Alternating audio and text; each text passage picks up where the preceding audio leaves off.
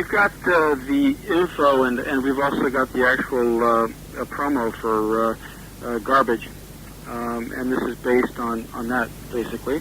Mm-hmm. The first question is about your background, about how your mother was a music teacher, and I guess you took piano lessons until the age of 6, and then played the drums, and he wants to know a little bit more about your own musical background.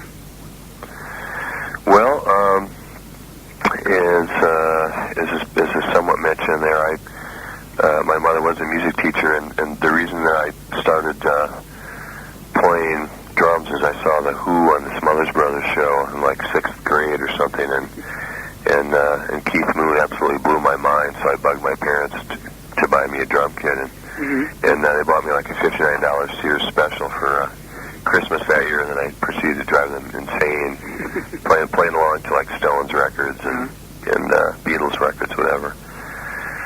But grew up listening to all sorts of stuff. Tijuana Brass. I was a very small town, Viroqua, Wisconsin, and so we would race home every day after school because that's when they played Mail Train, which was the top 40 show, to see who was number one that week, or just to hear what the new songs and new singles were. Mail Train? Mail Train, that was the name of our local radio station's top 40 show. Oh, I see, okay. Yeah, so I really, I mean, besides all of the stuff that my mom, she played Frank Sinatra and Tony Bennett, and she loved the Beatles and musicals. Besides all that, I mean, I really kind of grew up listening to top 40 radio, so I'm really a huge pop fan. And how old are you now, Butch? I am late 30-something. Late 30-something, okay. So your coming of age was basically mid to late 60s then? Yes. Okay. Yeah. And what are the main artists who inspired you the most during those formative years? Well, God, I guess early on it was, as I said, stuff on the radio, but I was a big fan of the Byrds and the Beatles and the Stones and the Who. I remember one of the first records I ever bought was Herman's Hermits. Dave Clark 5. I was kind of fascinated with the British invasion, I guess, like as a lot of America was at the time. So, yeah. But I also liked Motown, all the great Motown songs, and it wasn't really until I got to college. I went to college and started playing in bands, and that's when I got more into like rock, particularly stuff that was more glammy, like T-Rex and David Bowie and Roxy Music. I think in high school everybody kind of gets into more of a hard rock thing, but I didn't stay in that phase very long. I found more character, I guess, in a lot of the glam bands that were out there. Mott the Hoople, the New York Dolls, they were like the first real punk band, I thought. And the whole time I was doing that while I was at school, I started playing in a band with Duke called Spooner, and we were writing out all our own songs and playing a lot in the Midwest here. It was hard to do back then. It was hard to record your own music and put records out. Now everybody does it. It's like take it for granted. As soon as you rehearse for 6 weeks, you put a record out on an indie label. What kind of music was Spooner doing? It was pop. It was a 5-piece band, and it was very melodic. There were always a lot of hooky guitar parts, and we had a piano, keyboard player, organ player, so there was a lot of organ stuff, kind of soaring or riffy organ parts.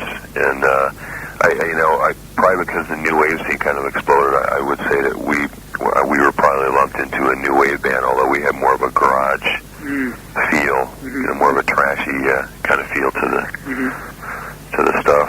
And a little bit of that I carried over into Garbage. I mean, I can hear some of the melodic sensibility to some of the idea with like some of the weird sounding drums and things that there was an influence on Duke and me at the time, and Spooner also. The interviewer here mentions that you have kind of a diverse background. You weren't always only only into music, music per se, you also were doing studies in movies. Mm-hmm. And I got a degree in film at the University of Wisconsin, and I made several experimental 16-millimeter films that are basically unwatchable now, but at the time I thought they were the shit, you know, because you're trying to express your creativity. But I was fascinated with the technical end of it, and I started doing, because I was really the only music person in the film department who was really interested in music, a lot of the other students started asking me to do film soundtracks. So I spent the better part of my last 2 years locked in the electronic music studio in one of the music buildings in the campus. And I did a lot of real strange experimental music stuff that was non-musical. They didn't have any keyboards down there, so you couldn't play any switched-on Bach.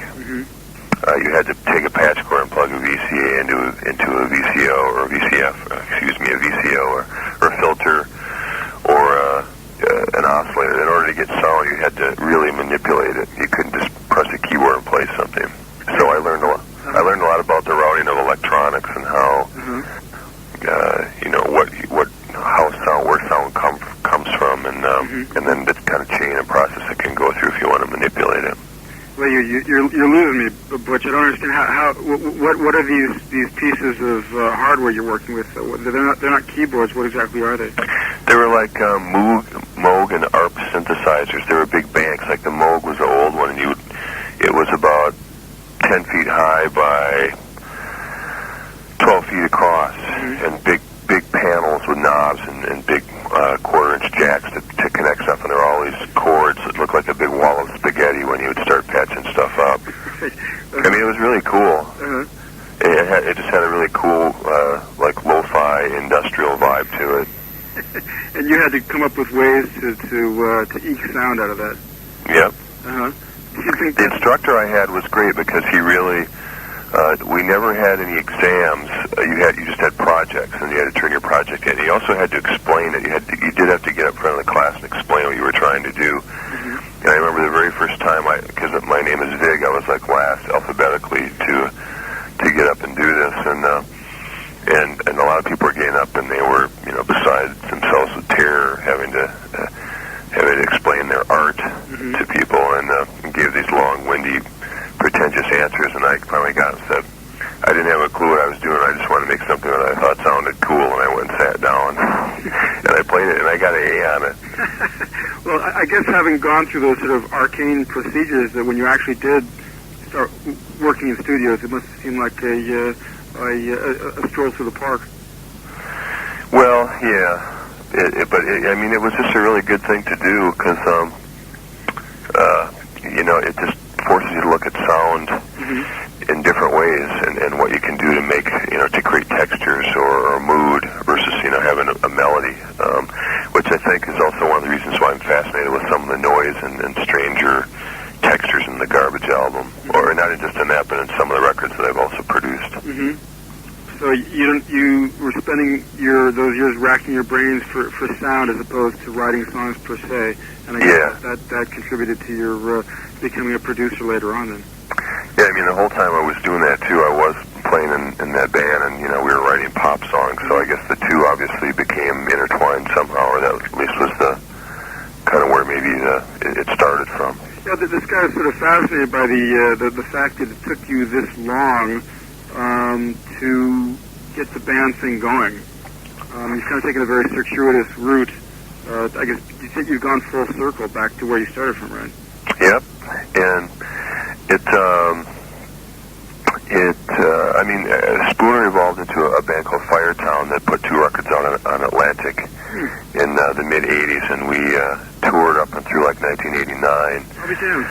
And right around that time is when, I had been producing other bands. Steve and I started the studio in 1983, and so I'd been producing bands inside while I was also working in bands.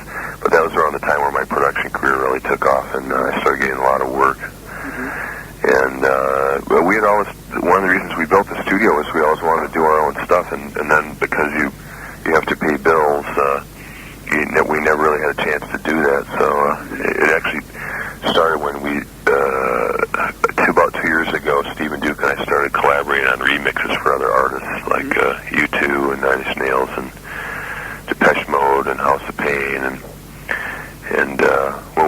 remix. We erase all the tracks except for the vocals, and we record all new instrumentation and basically rewrite the song.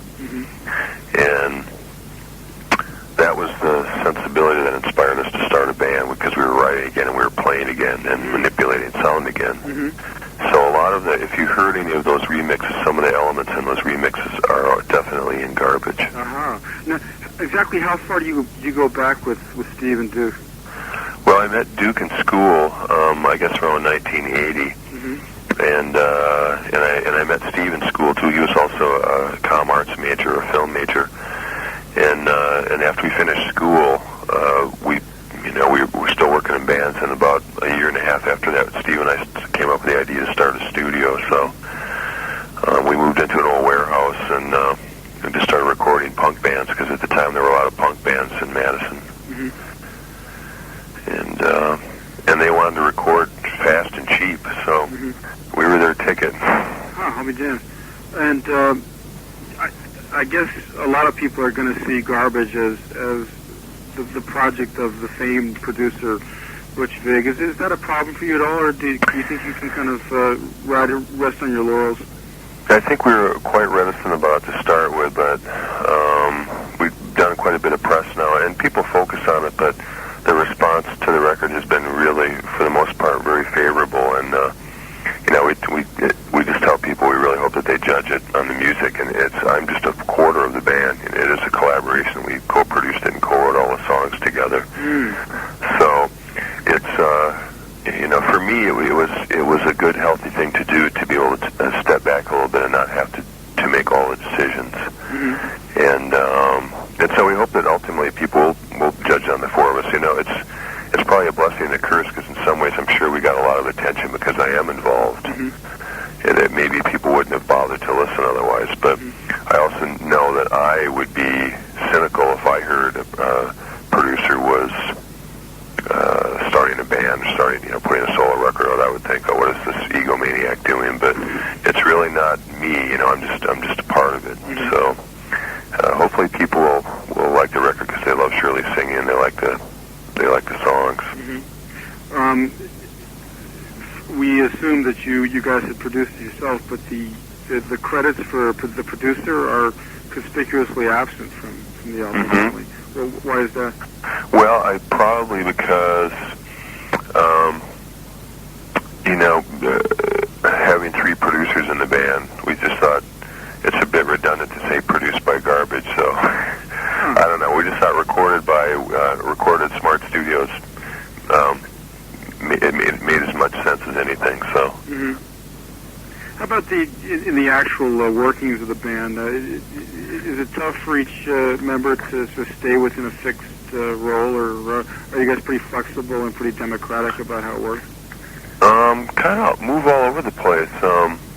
Everybody kind of does everything. I mean, Shirley doesn't know as much technically as Duke or Steve or me, but she has a lot of ideas. We're all very opinionated and fairly obsessive about something when we get focused on it.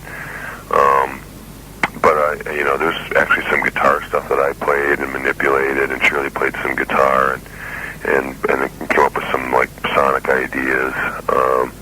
And Duke and Steve take drum things that I do and process them and loop them and bring in other elements. We all manipulate sound. We use the studio as part of the writing process.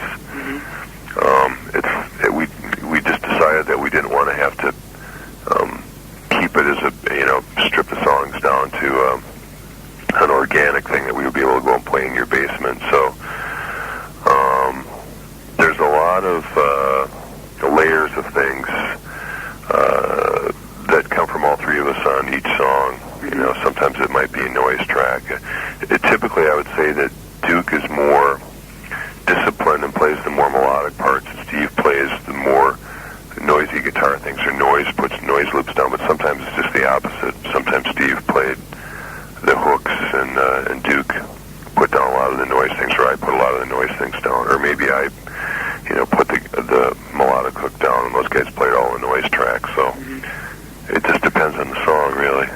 Obviously, it's quite a bit different from working as a producer for other bands. Did you ever find that it was much of a struggle working with other bands, that they would you'd have to constantly have to lock horns with them over ideas and things? Sometimes we do. Luckily, there's a sensibility where the four of us tend to agree on a lot of things or realize that it's the right thing for garbage. Sometimes you just have to kind of swallow your pride and go, well, I don't agree with that, but everybody else likes it, so I'll go along with it. Like any band, you know, everybody can't be happy all the time. If someone absolutely hates something in the band, we'll consider why, and usually we'll erase it, which can be a hard thing to do. But it's kind of an ultimate veto power if someone's incredibly adamant about not liking something. But, you know, we had this certain fascination with wanting to make a dark pop record. And luckily, for the most part, you know, we agreed on things. There's only a couple things that still bug me on the record, but it doesn't even matter because I think overall the songs, you know, we're happy with how everything turned out. When you say dark pop, what kind of, what sort of acts would we be familiar with? What kind of music you're referring to?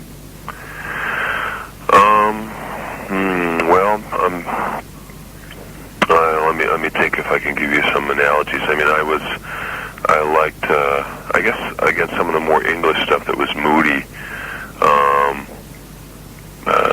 Joy Division and New Order, Patti Smith, some of the Pretender stuff, Echo and the Bunnymen. Roxy music was a big influence for me. You know, they had kind of a bittersweet, otherworldly feel to their music and the songs. Part of that was the colorings of Eno that he did in the early records with synthesizers and just Brian Ferry's lyrics and the way the band arranged the songs. Okay, well, that makes sense. And then how about the songwriting duties? How does that break down? Well, it comes from all four of us.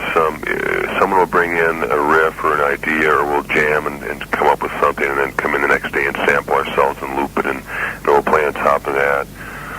Each song is kind of different, but ultimately Shirley has to make the lyrics her own because she has to be able to relate to them somehow. So whether she comes in with an idea, or I come in with an idea, or a title, or a dude comes in with a chorus, a couple lines for a chorus, we all sit down and talk over what's going on, but Shirley has to sing them, so she, you know, changes them and works on them until she's comfortable with them. Were you the one who actually went out and sort of scouted Shirley? Steve saw her on MTV on 120 Minutes, and they played the video exactly once, and luckily Steve had tuned in that night. That's amazing. With her band Angelfish. Angelfish. Yeah. And it just something sort of a little light bulb went on over his head. She was singing a song called "Suffocate Me," and it was really low, and she had a Patti Smith / Chrissy Hind vibe going on, just in the song and in the way she was singing, and we were looking for someone who could sing and who could also sing with understatement, and just had a great, really interesting voice, and we fell in love with it right away. Like, did he immediately call you guys after he saw her? Is there some sort of anecdote here that we should know about?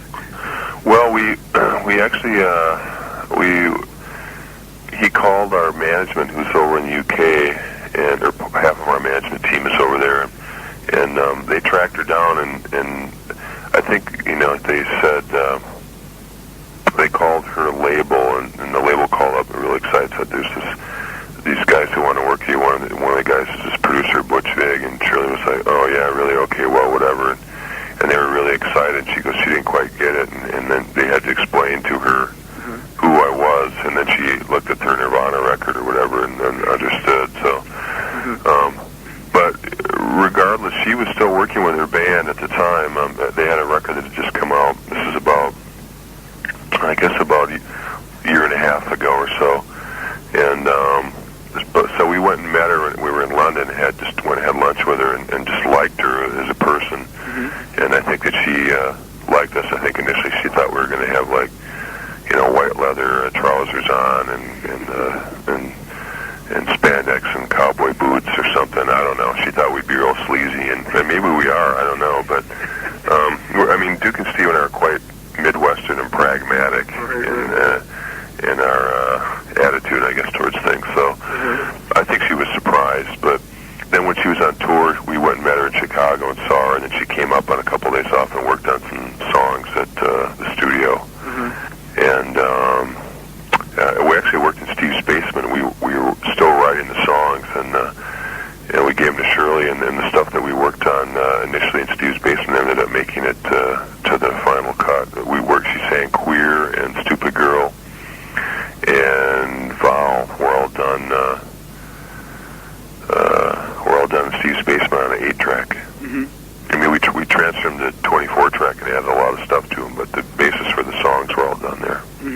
And musically, did you hit it off with her immediately, or I mean, there must have been a certain amount of suspense there, where you had this big build-up, and you must have been thinking, what happens if this doesn't work musically? Oh yeah, I mean, it's awkward because she had to be intimidated because the three of us had worked together on and off for over 10 years, and we're expecting her to come in and do, hopefully really good, and it was rough going at the start. It took a long time for the four of us to really feel comfortable with each other. Now we do feel very much like a band because we have a certain rapport from working with each other that is something that you can't predict. It's a matter of chemistry, but also is a matter of time, of just getting to know someone. And you haven't earned the lifelong resentment of Angelfish there for having whisked away their vocalist?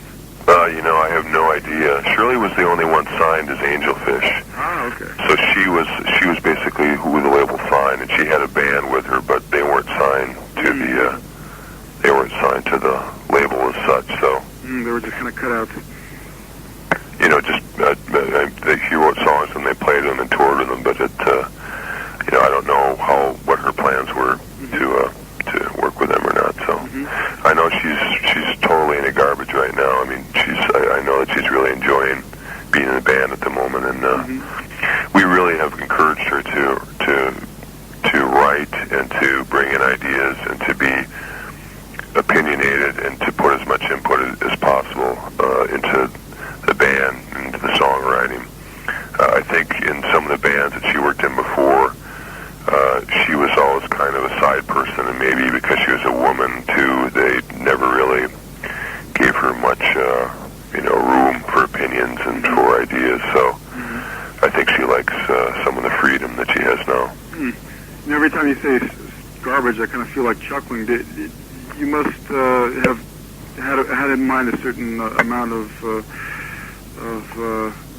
humor when you thought up that name.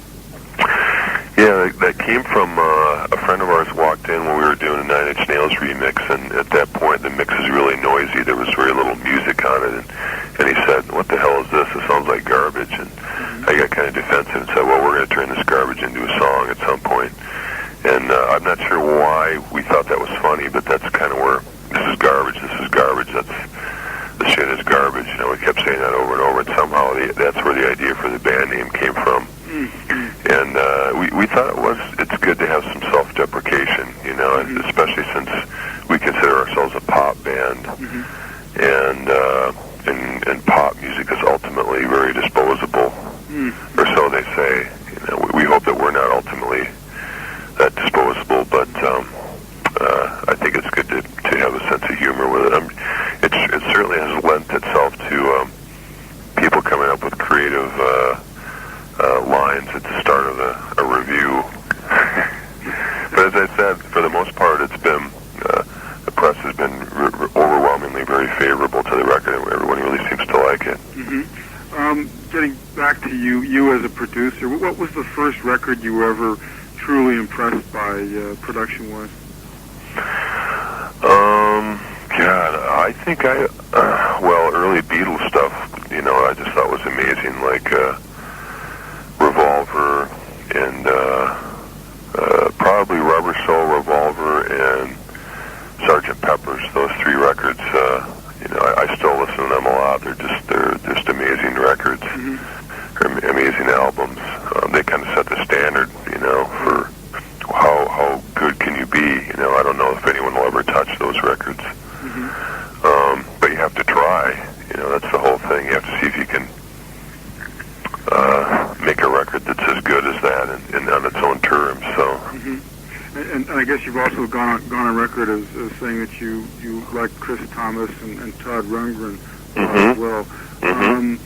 The interviewer thought that was a little bit.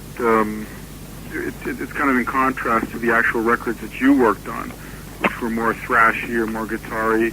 I guess you're more a product of your times. That's why you ended up with that kind of sound. Yeah, and I also was a big fan of Steve Lillywhite, who did stuff with XTC and U2 early on. And I liked his kind of big drum sound. I mean, he was doing like darker sounding rock records. I mean, the U2 stuff and XTC stuff always had a certain darkness to it that I thought was really cool.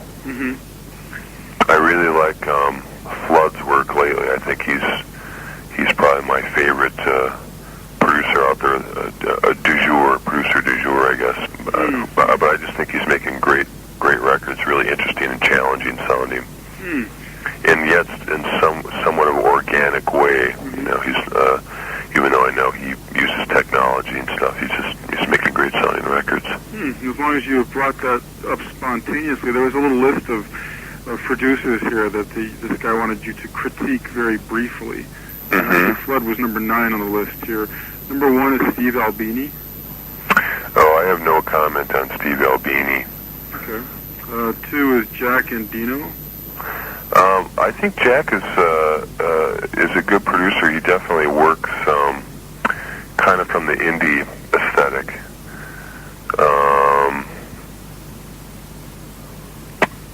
I met him a couple times, and he was very kind of shy and introverted when I talked to him. But he's kind of doing what I did. He started out doing stuff in Seattle at the same time and kind of got caught up in the whole alternative grunge phenomenon when it came out. So, but he's good. He also uses a fairly organic approach, I think, to making records. I don't always use an organic approach, but I'd like to think that my records, no matter how meticulous they get, they still somehow sound slightly organic.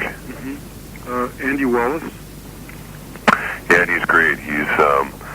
I've been able to work with him quite a bit, and he's really good at kind of getting the essentials and the mix together. And the reason I like working with him is a lot of times by the time I finished a record, I'm really burnt out on it, and to a certain degree, I've lost my perspective. And he's really good at just placing things and getting the right EQ and just getting all the essential elements in place. Also, a really great guy to work with under extreme stress, which is what happens a lot of times at the end of a record. Rick Rubin. I've never met Rick, but he's obviously sort of an institution. How his ability to sign and produce really interesting artists, and he kind of went out and started his own little industry out in Los Angeles, and he's able to bounce around between Johnny Cash and to the Chili Peppers, which is pretty two radically different sounding artists, and I respect him a lot. In a way, he's I guess that's about as what the highest you can achieve is to be able to run your own label and to work with extremely diverse artists like that. Brendan O'Brien. I think Brendan's really good too. I think he also has somewhat of a good organic approach to his mixes and his production. It's I don't really hear a lot of high-tech stuff on them, like a MIDI or computer or sampling stuff, but I think that he really captures a band vibe on the records he produces. Michael Beinhorn, is that it? I don't know Michael, and the only thing that I know that he did was, I know I've seen his name on some things. I know he did Soundgarden, and I think that's a good record. Yeah, I think that's a really well-produced record, actually. And he also did the Soul Sound record previous to the Soul Sound record I did. He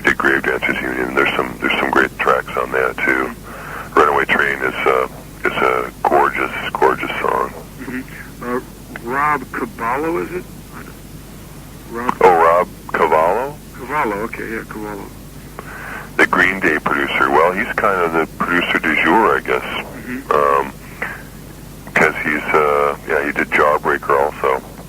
And he's probably about where I was, I guess, about 5 years ago. I don't know anything about him. I've never met him, but he certainly is making records that have a certain raw urgency to them, but also, maintain the pop instinct, which is why Green Day is so successful. I mean, part of that is the songwriting from the band, too, but they're good-sounding records. The last two are Brad Wood. Brad? He's a sweetheart. He's a very charming fellow. And I think it's really cool that he's working out of Chicago and kind of doing his own thing, and it kind of tapped into the scene with Liz Phair and the whole Midwestern band element. Although he's doing a lot of stuff now, he's also really, his profile has also risen, and he also is.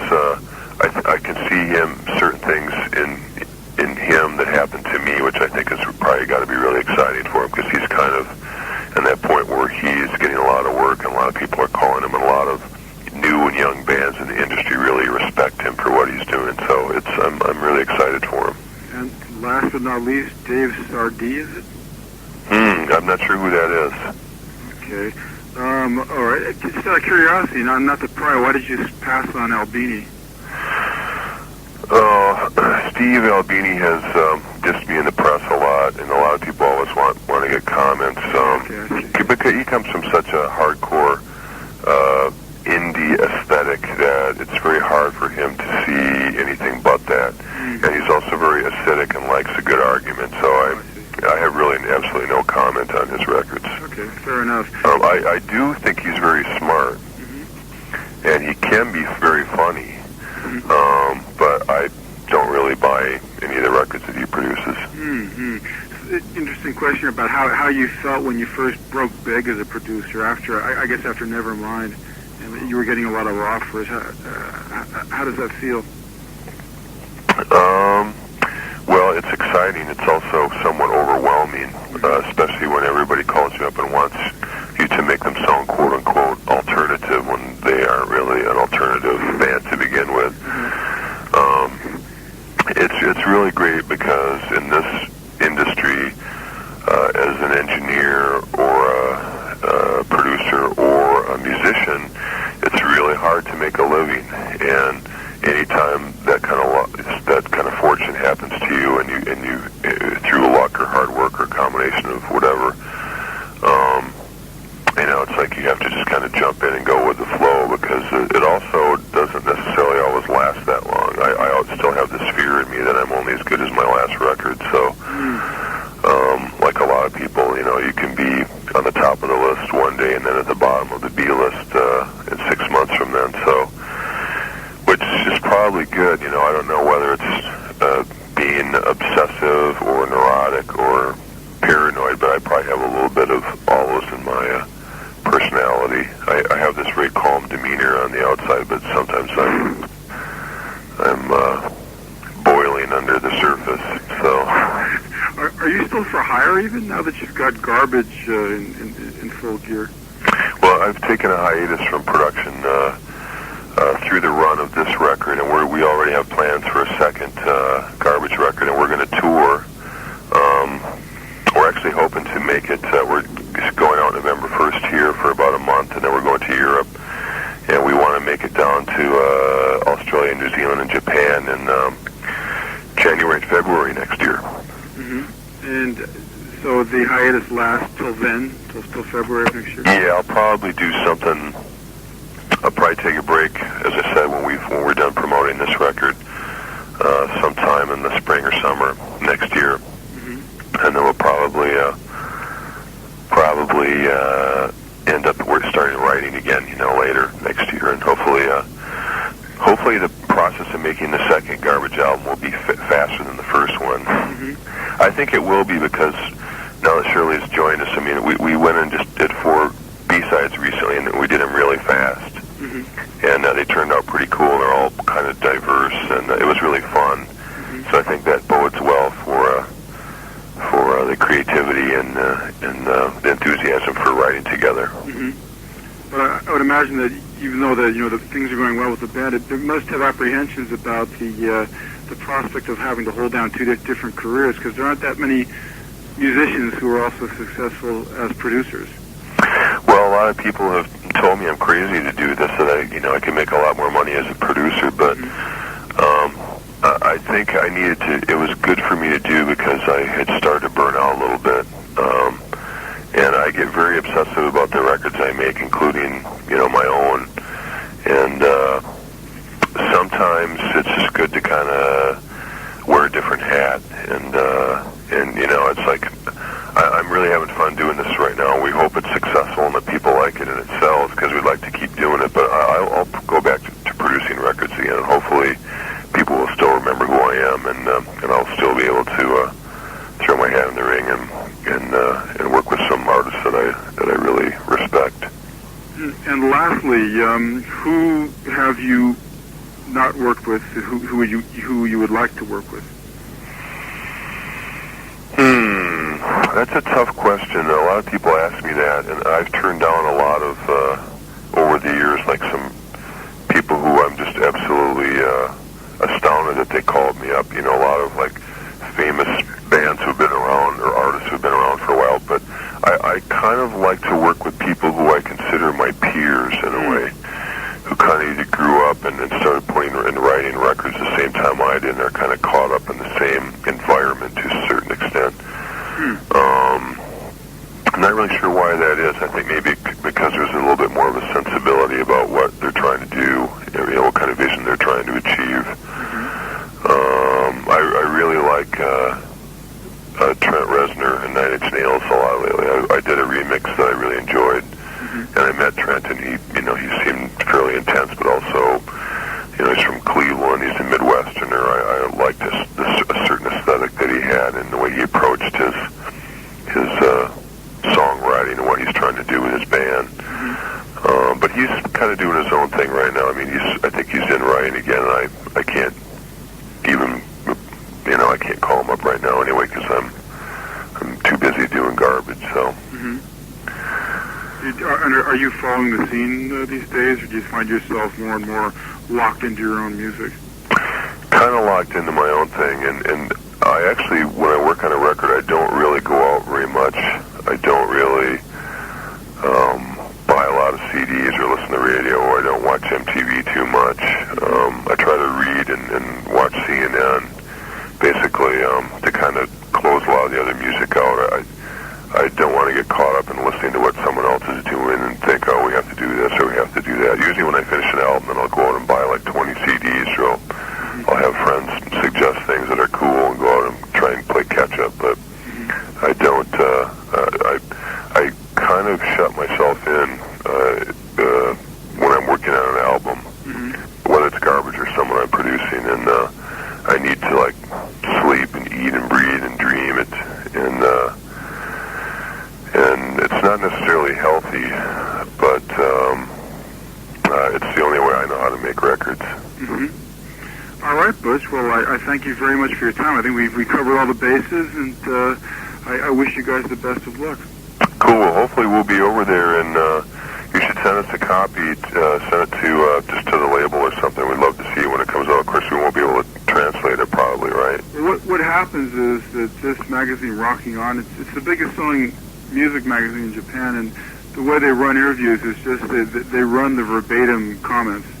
Okay. They take out, they sort of strip them of the fat, and there's like a 1 or 2 paragraph lead, but otherwise it's just what you said exactly.